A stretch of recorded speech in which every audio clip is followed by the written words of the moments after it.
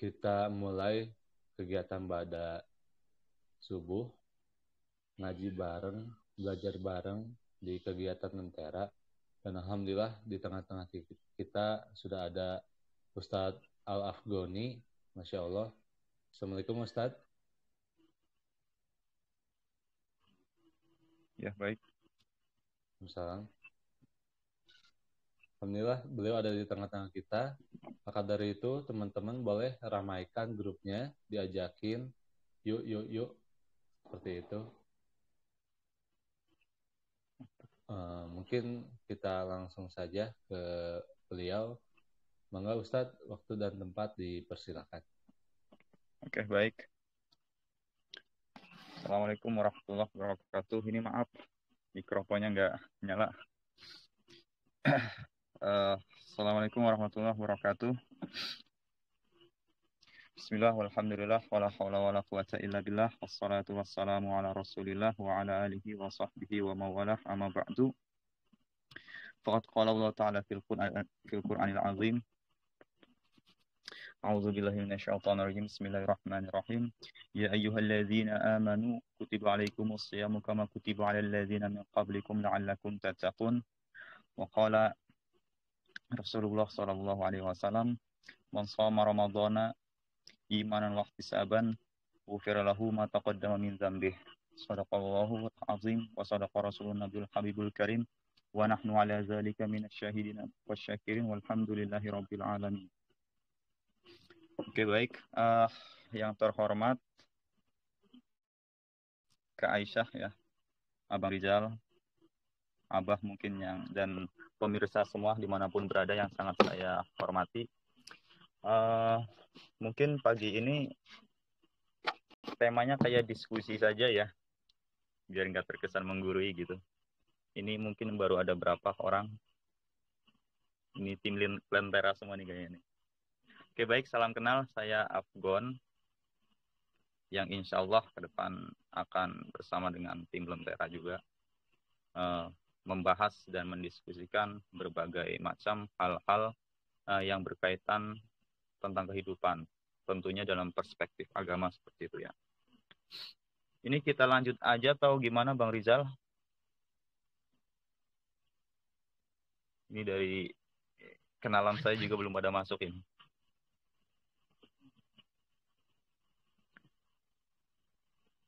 Lanjut saja ya, Bang Rizal ya. Oke, baik. Ya, alhamdulillah pemirsa semuanya, pendengar setia, penonton, saudara-saudara sekalian, alhamdulillah kita sudah melewati Ramadan,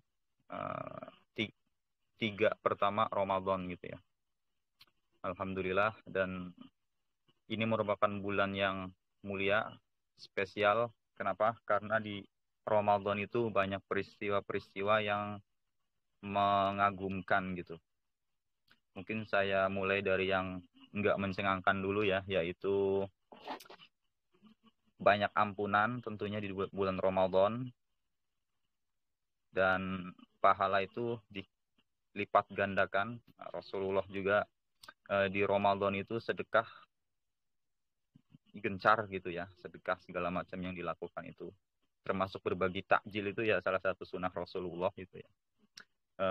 Terus di bulan Ramadan juga terjadi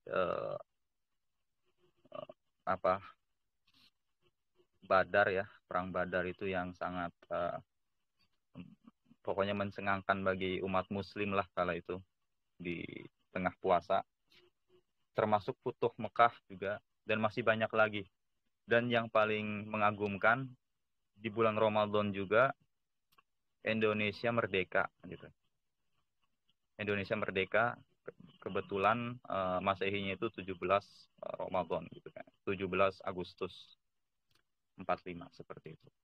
Nah, baik, mungkin karena ini temanya di bulan Ramadan, maka kita perlu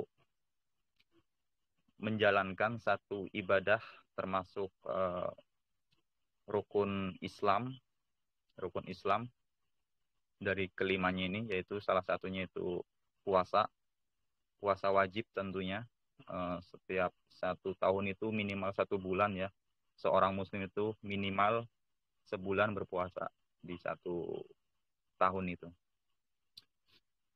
Jadi Rasulullah bersabda, kamil shaimin laisa min siyamihi ilal ju' wal atash, seperti itu.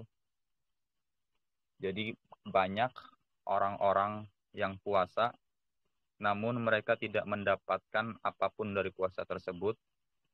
Mereka hanya menahan lapar dan haus saja. Hanya itu aja yang mereka dapat. Tapi keutamaan, keunggulan segala macam itu tidak mereka dapatkan, seperti itu. Seperti yang dikutip oleh Al-Imam Abdurrahim bin Ahmad Al-Qadhi dalam kitab Taqaiqul Akhbar itu. Jadi ketika manusia itu dibangkitkan, itu semua, baik manusia, jin, setan, ya, bangsa setan, bangsa jin, manusia, termasuk banyak dari golongan malaikat juga, itu berdiri selama 40 tahun, tidak makan, tidak minum, tidak duduk. Coba bayangkan itu seperti itu. Mereka itu ya pasti lapar, pasti haus gitu kan. Itu sebelum ke alam mahsyar ya, sebelum digiring itu kita berdiri aja itu. Nah itu mereka pada kehausan, pada kelaparan. Ada beberapa yang nggak kelaparan, yaitu para nabi, terus para syuhada, termasuk salah satunya itu orang-orang yang berpuasa di bulan Ramadan. Ya, mudah-mudahan kita semua lah ya. Kita semua yang berpuasa di bulan Ramadan ini bisa mendapatkan keutamaan seperti itu dikala kita dibangunkan di alam setelah alam kubur, seperti itu, setelah hari kiamat. Oke, nah tentunya yang seperti apa sih? Tentunya yang seperti apa puasanya? Ya tentunya yang sempurna ya imanan wahtisaban, di hadisnya juga, yang penuh dengan keimanan dan keikhlasan karena Allah Ta'ala. Ngomong-ngomong tentang keikhlasan, keimanan, ya tentunya kita harus menaati syarat dan ketentuan yang berlaku dalam puasa itu, gitu. Supaya tidak hanya menahan lapar dan haus. Sesuai dengan tema, yaitu hal yang dapat membatalkan puasa, ini puasanya yang batal. Jadi ketika puasanya batal, dia harus mengulanginya atau yang disebut dengan qadha. Terus yang kedua itu yang membatalkan puasa, membatalkan pahala puasa. Ini hanya pahalanya saja yang batal, seperti yang ada di hadis itu Rasulullah hanya menahan lapar dan haus, tapi dia sebenarnya secara fikih puasanya sah, tidak perlu mengqadha. Mungkin kita mulai saja dari yang membatalkan pahala dulu saja ya. Ini yang mungkin banyak kita nggak sadar gitu. Kita harus menyadari ini, harus tahu tentang ini. Yaitu di hadisnya khamsun yuftirna as-shaim. Jadi ada 5 hal yang membatalkan pahala orang yang puasa gitu. Yang pertama al-kadzib ya, berbohong tentunya. Berbohong ini ternyata sesuatu yang sangat dilarang banget. Semua pun orang nggak mau dibohongi. Ada di kitab, salah satu kitab akidah itu, bahkan semut pun tidak mau dibohongi. Ini ada satu ulama yang mungkin ini ya, eksperimen dia. Jadi si ulama ini makanan yang manis dia taruh di semut satu. Jadi semut itu kan biasanya kalau tahu ada makanan tuh manggil temennya. Nah, dia sengaja nih taruh makanan itu di satu tempat, ada semut. Ketika semut itu manggil temennya, si ulama ini ngumpetin makanannya. Ketika si semut itu sama teman-temannya datang ke situ, nggak ada ternyata. Terus pergi lagi itu teman-temannya. Nah, yang satu itu tadi taruh lagi, mendeteksi ada makanan lagi, dia manggil temannya lagi, ketika mau datang, makanannya diambil lagi sama si ulama. Sampai 3 kali seperti terjadi. Pas yang ketiga kali, teman-temannya ini mengerumbungi si semut yang tadi yang manggil. Nah, bahkan semut pun ternyata tidak mau dibohongi gitu. Apalagi ya kita manusia seperti itu ya. Itu kisah yang sangat mantap. Nah, ini bohong ini ya tentu menghapus pahala puasa. Tapi notebook ya, NB ini hanya membatalkan pahala puasa. Tapi secara fikih puasanya tetap sah gitu. Hanya pahalanya saja. Dia nggak perlu mengkodok. Kalau umpama yang udah-udah kita sering bohong saat puasa, makanya bohongnya malam aja. Ya, walau malam, siang tetap aja dilarang ya namanya bohong. Terus al-ghibah yang kedua, yaitu menggunjing, menggunjing gitu ya, ngomongin di belakang backbeat ya, backbeaten kalau istilah ininya. Jadi ya bagi yang udah punya suami ini biasanya ibu-ibu senang banget ya. Nggak semuanya, tapi kebetulan yang saya lihat ibu-ibu gitu. Dan yang teman-teman saya juga ibu-ibu. Mengeluh gitu kan, wah ini suami saya. Jadi suaminya dijelek-jelekin gitu. Ya Bu, mohon maaf ini. Suaminya udah jelek, jangan dijelek-jelekin, nambah jelek aja gitu kan.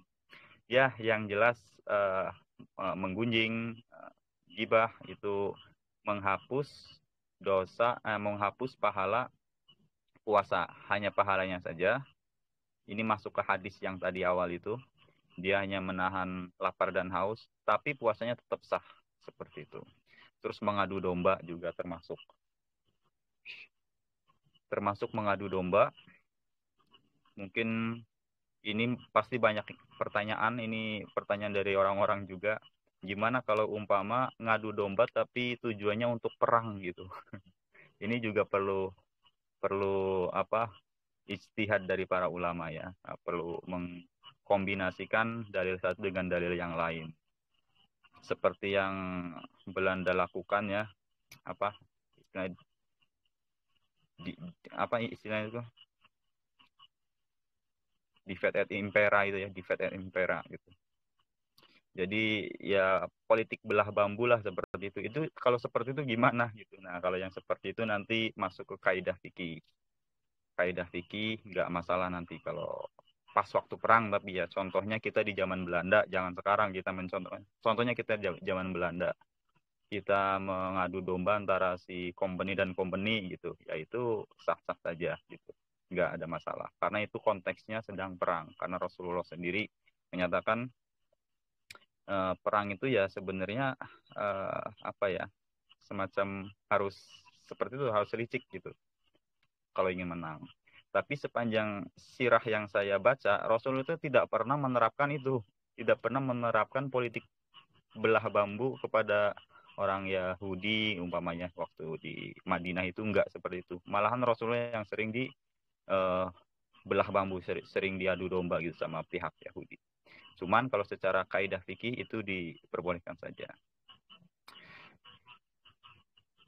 Sumpah palsu juga termasuk ya, sumpah palsu. Jadi ketika kita menyatakan sumpah di hadapan majelis hakim dan lain-lain, itu juga membatalkan pahala saja, tapi puasanya tetap sah gitu, pahalanya saja.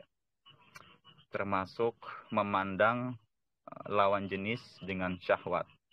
Tidak harus lawan jenis, apalagi sekarang ya, ini banyak banget yang terjadi. Memandang dengan syahwat pokoknya. Memandang dengan syahwat, dan ini pertanyaan juga ketika ngisi kajian di yang orang-orang tua. Nah ini yang nanya malah orang tua juga, udah punya banyak cucu gitu.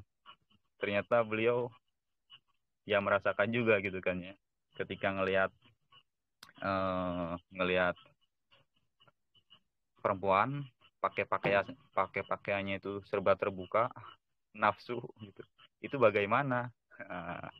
Nah ini kalau umpama terus dipandang, nah itu yang membatalkan pahala puasa, pahalanya saja ya. Tapi sebenarnya percuma ya kalau umpama ya, menurut Rasul itu ya percuma, laisa min siyamihi ilal ju' wal atas, seperti itu.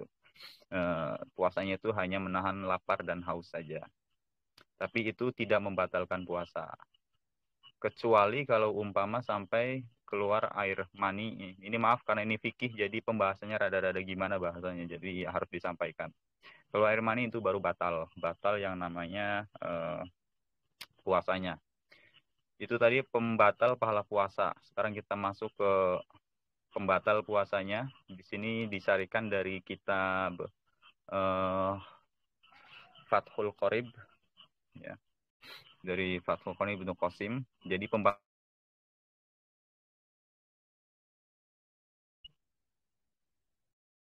ya, jadi pembatal puasa itu kurang lebih ada 8. Mungkin ada ulama yang berbeda, ada yang lebih. Gitu. Yang pertama, masuknya sesuatu ke dalam tubuh. Kalau istilah Arabnya itu al-jauh. Jauh itu ya dalam, ya, dalam masuk ke perut. Tapi ya bukan perut aja, sampai ke kerongkongan. Jadi ada 3, mulut, lubang hidung, dan lubang kuping. Mulut, lubang hidung, dan lubang kuping. Itu apapun itu.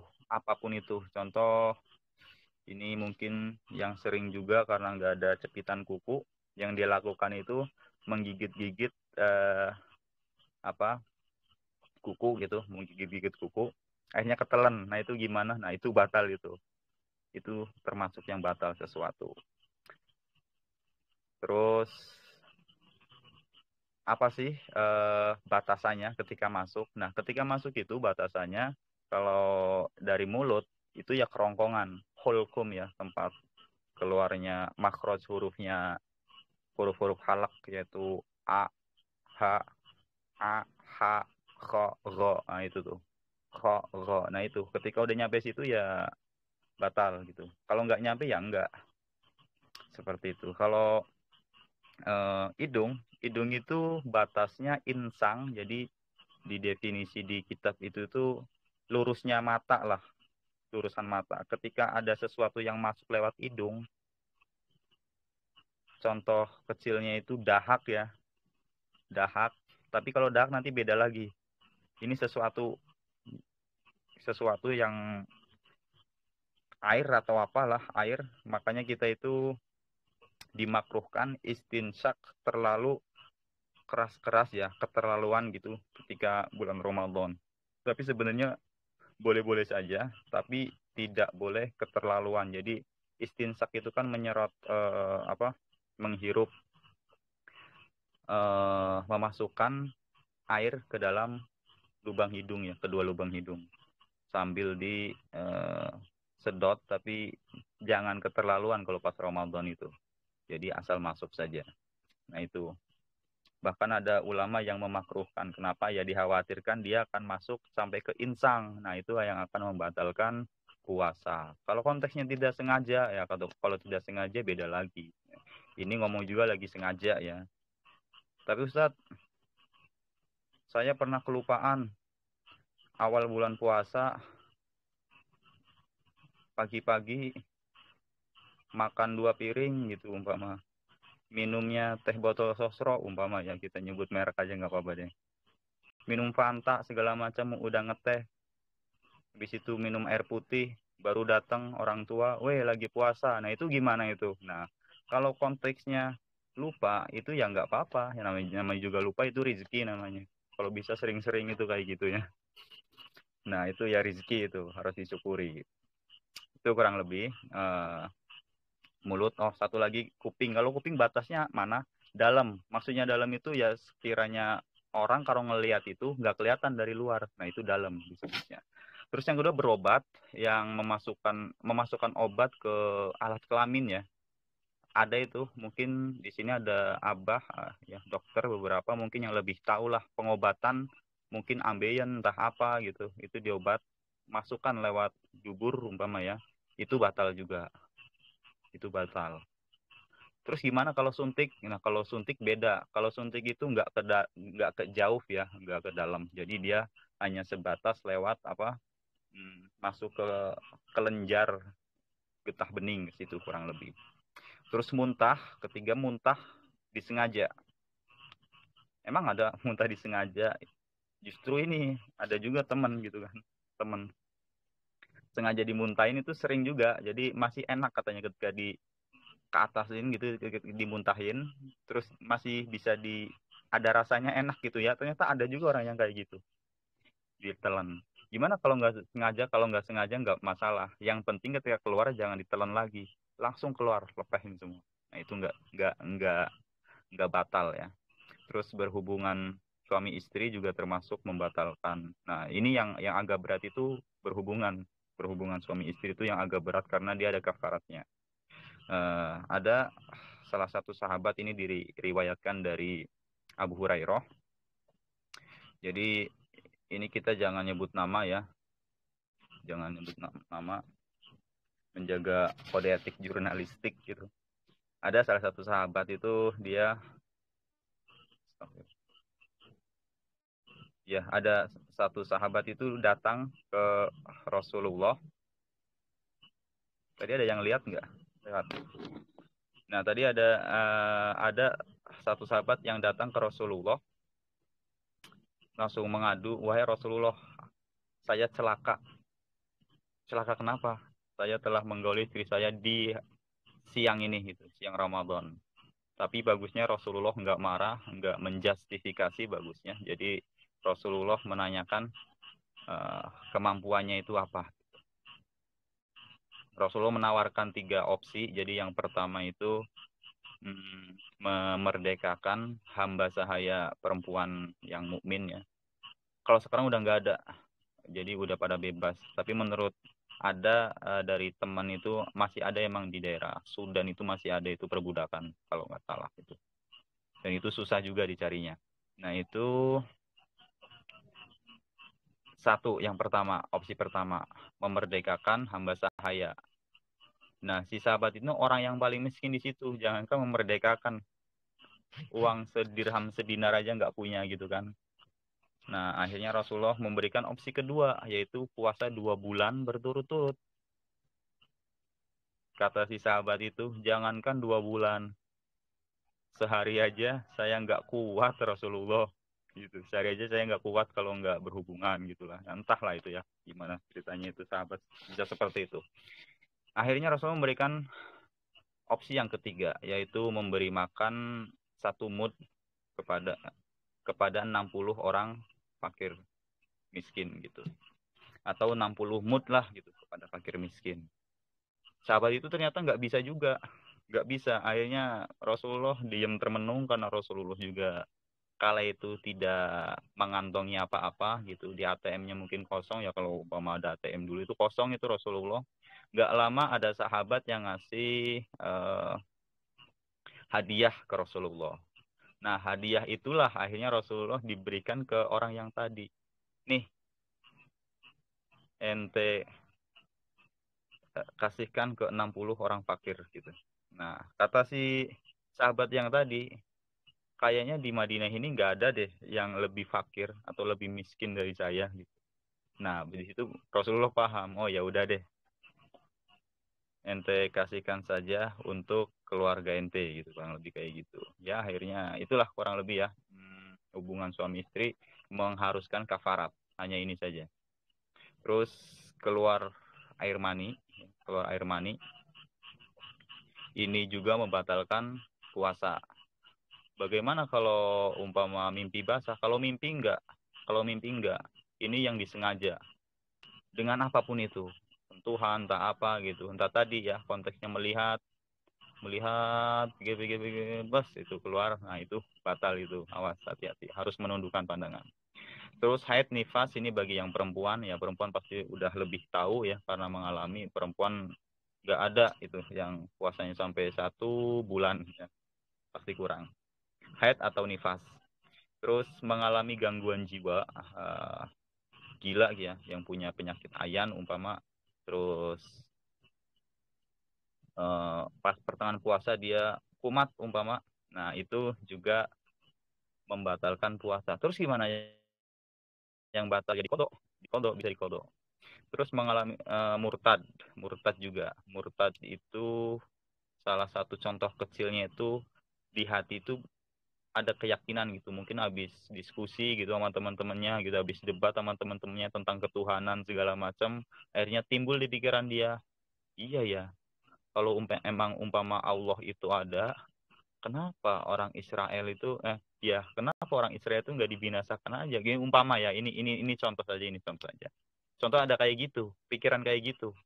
ragu. Nah, itu bisa masuk ke situ dan membatalkan puasa yang seperti itu kurang lebih. Terkait yang gila itu tadi gimana?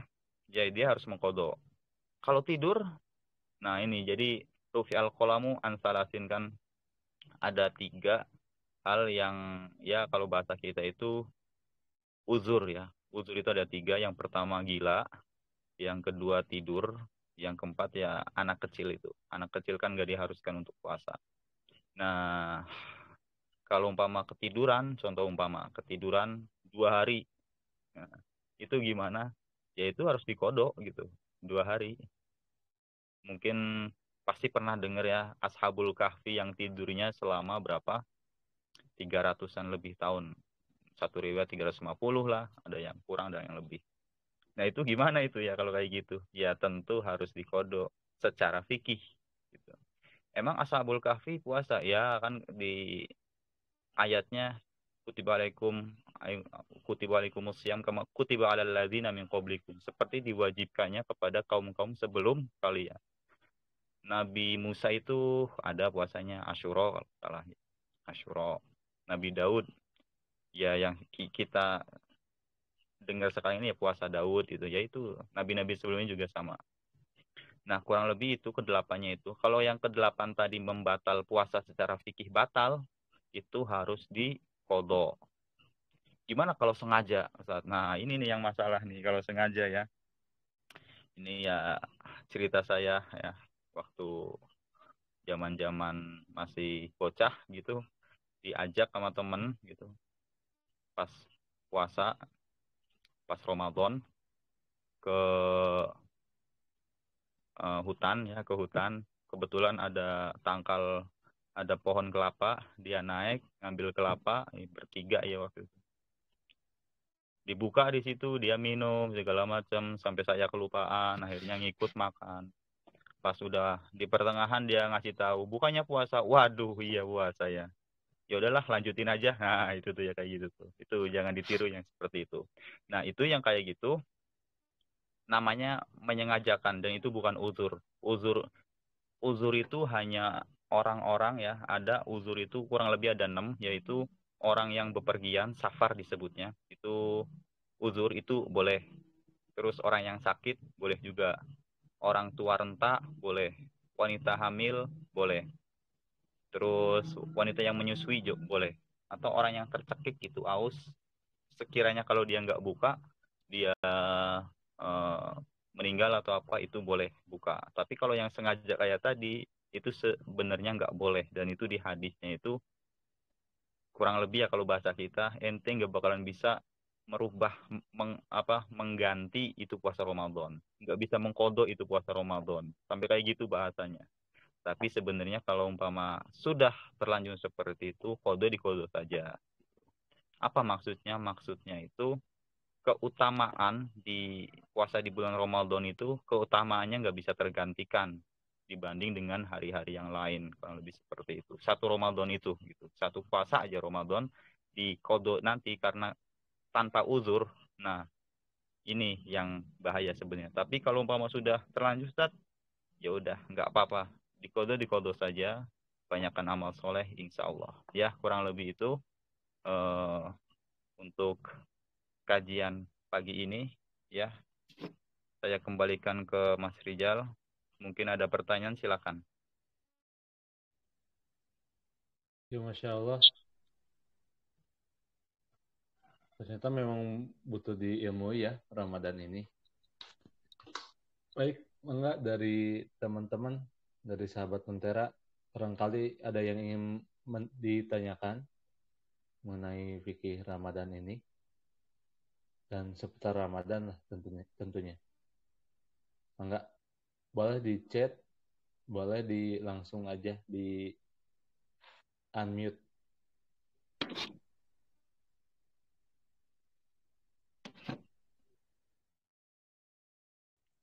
Oke, monggo ditunggu semenit mungkin ya. Ya, baik.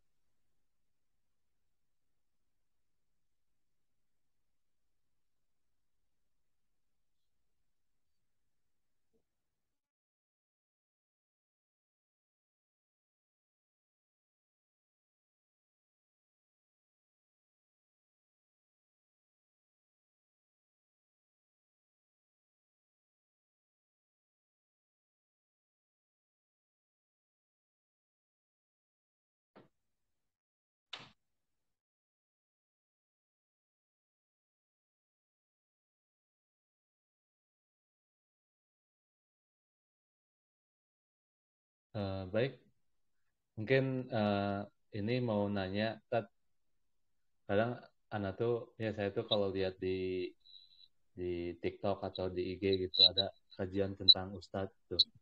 Nah, ada yang iseng yang nanya gitu. Eh, Kalau misalnya kita Afwan ya, junub, tetapi sebelum adzan subuh itu gimana katanya? Baik ya. Jadi penasaran juga. Mm-mm. Ya, bagus pertanyaan Mas Rizal nih. Siapa ini yang nanya ini? Ya mas, ya saya Ustadz. Oh iya, baik. Ya, Mas Rizal. Bagus pertanyaannya, serius. Nah, ini mungkin bagi yang pengantin baru juga ya. Mudah-mudahan nih melihat nih. Atau ya yang masih jomblo juga mungkin ngelihat habis ihtilam atau eh, mimpi basah, nggak pengen ketahuan gitu. Atau mungkin dingin gitu ya. Nah, itu nggak apa-apa. Mandinya itu setelah subuh itu nggak apa-apa, nggak masalah. Takutnya lupa gitu ya, atau nah kalau lupa itu ya masalah, kalau umpama lupa terus sholat subuh itu masalah, jadi sholatnya harus diganti lagi di kodok gitu. Tapi kalau umpama waktu subuh belum habis, biar dia ada alasan gitu mau kerja mandi, ya nggak apa-apa. Karena ini ya apa, malu biasanya gitu, malu malah pengantin baru biasanya gitu, malu takutnya ketahuan sama mertua atau apa gitu, ya seperti itu. Ini ada Ya. yang lewat chat tanya, Oh, ada. kalau ngerokok ini nih ya, yang nggak tahu nih di sini mungkin ada yang ngerokok ya, nggak masalah lah ya, itu ikhtilaful ulama. Nah, tadi kan sempat disindir ini ya, apa masalah lewat hidung ya, segala macam ya. Ini pakai inhaler ya, inhaler. Inhaler itu asma apa ya, buat asma ya, mungkin di sini ada abah atau dokter yang lain, kalau nggak salah inhaler itu buat asma kan ya. Mm-mm. Jadi kalau itu nggak batal, sebab dia itu bukan, dia uap itu. Kalau kalau inhaler segala macam itu uap, termasuk yang kalau apa ya namanya ya, biasanya kalau pilek gitu kita sedot sedot gitu. Nah, itu nggak masalah. Sama halnya kalau kita jalan terus menghirup masakan, ya sama aja kayak gitu, itu kurang lebih. Tapi kalau rokok gimana? Nah, ini rokok, ada salah satu ulama itu yang sebelumnya berfatwa membolehkan rokok. Nah, ini juga yang pernah saya dengar juga ya dari keluarga gitu. Dia siang Ramadan ya ngerokok gitu karena berpegang pada ulama itu. Nah, ulama ini dulunya emang membolehkan karena belum tahu nih. Tapi ketika ngelihat muridnya ngerokok, terus kan pakai apa, serutu ya, namanya serutu. Pas dibelah itu ada semacam nikotin segala macam. Nah, di sini dia berfatwa akhirnya, nah ini ain. Jadi ada istilah ain. Ain itu si barang yang masuk. Kalau umpama uap kan nggak ada ainnya ya, nggak ada barangnya. Nah, kalau rokok itu ada barang itu tuh, yang namanya ain itu. Makanya itu yang membatalkan puasanya. Makanya rokok itu dihukumi batal kalau ngerokok puasa. Seperti itu kurang lebih. Ustadz, tanya Ustadz. Yes. Tadi kan Ustadz menjelaskan tentang apa tuh kalau berpikiran yang apa ya, apa sih yang sampai nggak, maksudnya gini, saya pernah dengar ada kisah yang Rasulullah mencium istrinya ya, Aisyah, aduh susah banget, Aisyah, Aisyah. Aisyah. Aisyah, Aisyah. Nah, itu boleh, salah apa enggak ya? Yang saya dapat itu, yang tadi Ustadz katakan kan, berpikir aja kita sudah tidak boleh gitu, itu membatalkan pahala. Nah, itu gimana Ustadz? Oke, baik. Ini dari, nah ini Umi nih, Masya Allah nih, psikolog. Ini kita di Lentera pokoknya lengkap lah ya, Masya Allah. Ada NASA juga nih, jangan-jangan dari NASA sana lagi. Oke, baik. Kalau kalau terkait tadi berpikir Ini berpikir itu yang dimaksud ini ya. Ini ada dua soalnya tadi. Berpikir itu yang murtad. Murtad itu kayak tadi berpikir, ini jangan-jangan Allah nggak ada nih. Ini contohnya. Jangan-jangan Allah. Nah itu yang murtad. Kalau itu batal puasanya. Secara fikih batal. Kalau dia masuk Islam lagi gitu, harus diqodho itu. Nah, nah, kalau umpama yang mikir, mohon maaf, jorok gitu ya. Mikir jorok, ini beda. Nah, itu dulu juga sempat eh ya kisahnya itu, jadi para sahabat kan kayak tadi itu, nggak kuat gitu, nggak kuat segala macam. Akhirnya kalau nyium saja itu nggak apa-apa. Akhirnya kayak gitu, ada ya kan tadinya nggak boleh sama sekali tuh, nggak boleh sama sekali. Terus banyak yang nggak kuat. Mungkin yang tadi itu termasuk yang nggak kuat itu. Jadi nggak boleh sama sekali, mau malam, mau siang, itu nggak boleh. Akhirnya terjadilah seperti tadi itu yang diceritain ya, sahabat yang seperti tadi, yang namanya nggak disebutkan. Akhirnya turunlah ayat, diperbolehkan arafatu ila nisaikum. Jadi kalau malam itu boleh, kalau siang nggak boleh. Nah, nanti ada istiad ulama juga tuh, ya berlandaskan dari apa tadi? Berlandaskan dari hadis Rasulullah. Ya banyak hadis Rasulullah. Jadi gak enak juga ngomongnya ya. Rasulullah ya meluk segala macam gitu, nyium itu masih diperbolehkan ke istri ya maksudnya ya. Itu masih diperbolehkan. Tapi yang tadi disebut itu ya memandang dengan syahwat, syahwat ya syahwat. Tapi kalau selagi nyiumnya itu nggak pakai syahwat ya ini harus kita teliti juga nih Rasulullah ini pakai syahwat atau enggak. Nah, itu kita maksudnya apa ya, suul adab aja gitu kan kalau meneliti sampai ke situ. Tapi akhirnya ulama di situ konsensus ulama ya sepakat kalau pakai syahwat itu yang nggak boleh kalau pakai syahwat. Walaupun ke istri gitu ya. Tapi sempat juga Memandang syahwat, ada ya. memandang syahwat walaupun ke pasangan yang sah gitu Iya. nggak boleh gitu ya. Dikhawatirkan seperti tadi, dikhawatirkan terjerumus. Makanya dikhususkan sama Rasulullah untuk malam saja. Kepada pasangan itu khusus untuk malam. Oke, sama-sama.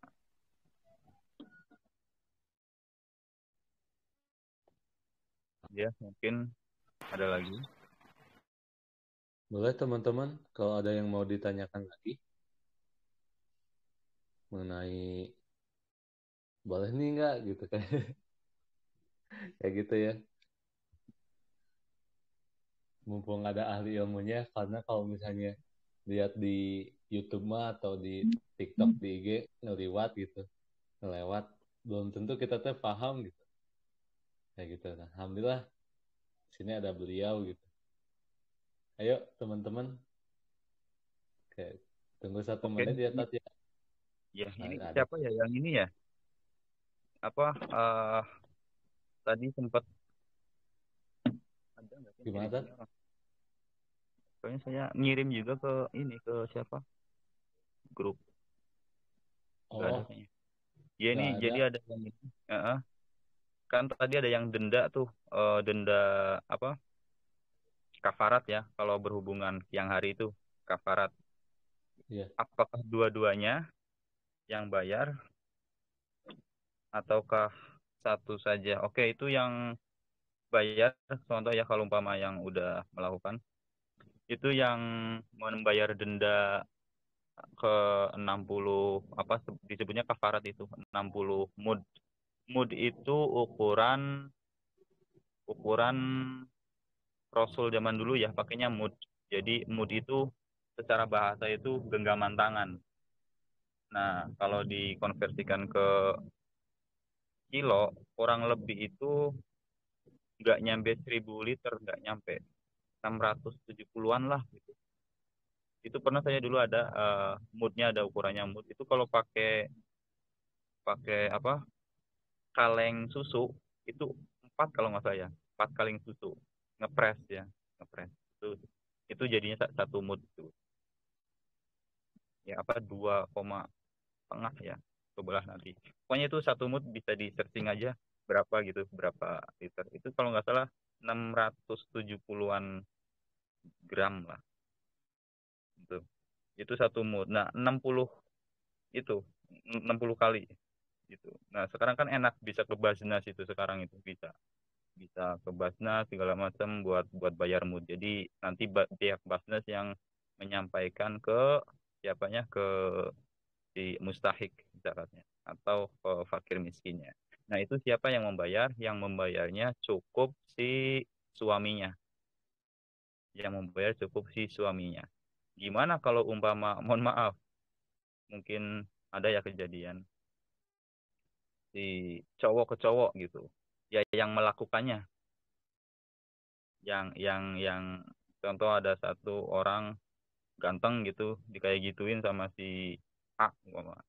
Ya si A ini gitu yang korban enggak gitu, termasuk wanita umpama diperkaos ya sama si A, apakah ya si A gitu, atau sama walaupun sama-sama suka ya tetap si cowoknya yang membayar apa namanya, membayar kafarat seperti itu.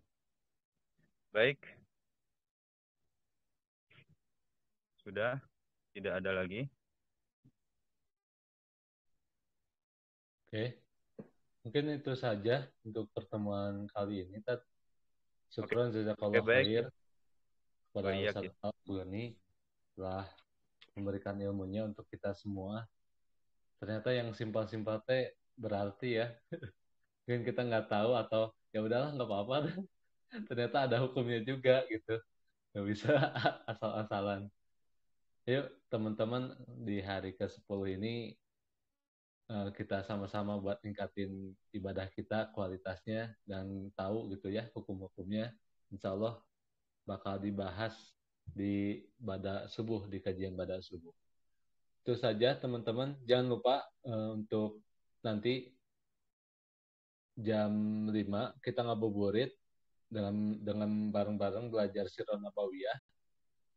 Dan jangan lupa juga buat teman-teman kalau misalnya udah nyatet, udah dicatat ya ilmu-ilmunya, silakan di-share di Instagram dan di tag @lentera_ilmu_id. Nanti sahabat-sahabat yang beruntung insya Allah mendapatkan hadiah dari tim Lentera. Itu saja teman-teman, kita tutup dengan bacaan hamdalah bersama-sama. Alhamdulillahirrahmanirrahim. Kemudian istighfar, astagfirullahaladzim, astagfirullahaladzim, astagfirullahaladzim. Kemudian doa kifaratul majelis. Bismillahirrahmanirrahim. Subhanakallahumma bihamdika, asyhadu an la ilaha illa anta, astaghfiruka wa atubu ilaik. Terima kasih semuanya. Wassalamualaikum warahmatullahi wabarakatuh.